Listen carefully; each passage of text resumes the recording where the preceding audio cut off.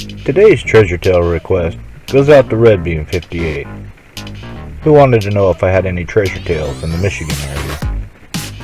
Well, here's one for you. And thanks for all your help on the sub. I appreciate any help I can get.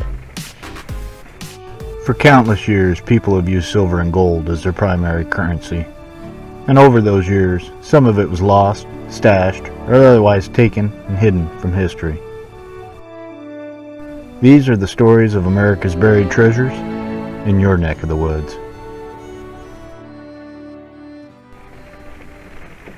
Today we're going to Delta County, Michigan, for a tale of an island of treasures.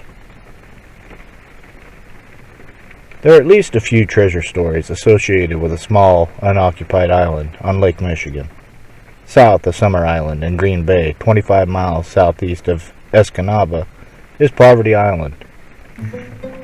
Don't let the name fool you. According to legend, there's enough treasure buried there. Poverty would be the last thing on your mind. One of these stories involves a French shipment of gold intended for the Confederacy during the Civil War. The ship was attacked and sank by pirates in the vicinity of Poverty Island and was never salvaged. Another story states that a military payroll was lost during the War of 1812. The treasure had been placed in 5 boxes and loaded onto a schooner for transportation. There are 2 accounts of what happened after that. The first said the boat was attacked and sank off Poverty Island. While all the crew survived, the ship went to the bottom with its precious cargo and has never been salvaged. The other account said that the ship, while being pursued by the French Navy, threw the 5 chests overboard while circling Poverty Island to keep the French from getting it. While searches for this treasure have been made, none were thought to have found anything. That is until an 11-year-old boy, Carl Jensen, who claims to think the wreck was found, and at least something was recovered, but the recovery ship sank as well while returning to port during a storm. Carl was the lighthouse keeper's son, and would spend his free time sitting on the shore watching ships pass by, daydreaming and exploring the shore. Carl told a story of how he was watching a ship off the coast of Poverty Island for the last few years that seemed to be looking for something. The boat would lower a bell-shaped item with a diver in it for a couple hours, then bring it up. According to Carl, this went on uneventful, but was still interesting to watch.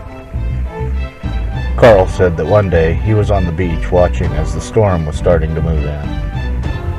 As the storm worsened, Carl watched the boat bring up the diving bell and secure it on the deck.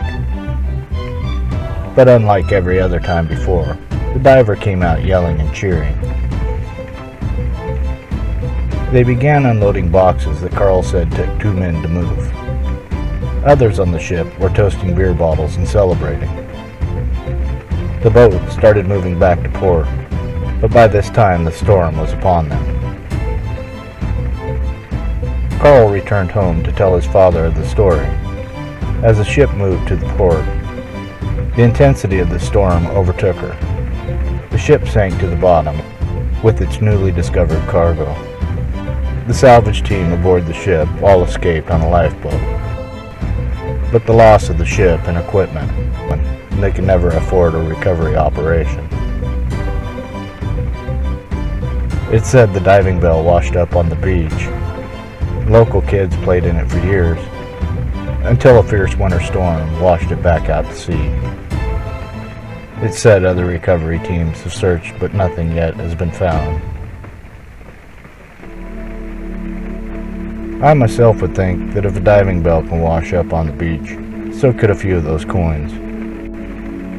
You never know what the next storm might uncover. Another Michigan story, more landlocked, occurred in Alcona County, near Harrisville.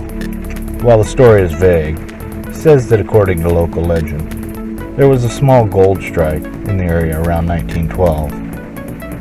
An old man interested in the mining going on built a small cabin next to a creek just outside of town. He worked the creek bed for placer gold and seemed to do quite well. He always bought what he needed from town, and paid in raw gold. He was said to have buried his gold on his property near the cabin. When he died, the locals tore the old cabin apart, looking for the old man's cash.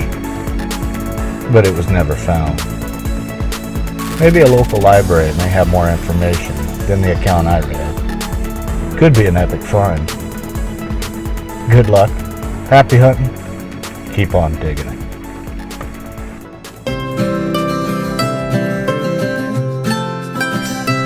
Please like, subscribe, and share with a friend. Hit that notification button to follow me on YouTube. Thanks for stopping in. Hope you enjoyed. Good luck, happy hunting, keep on digging it. For even more to explore, check out these other videos.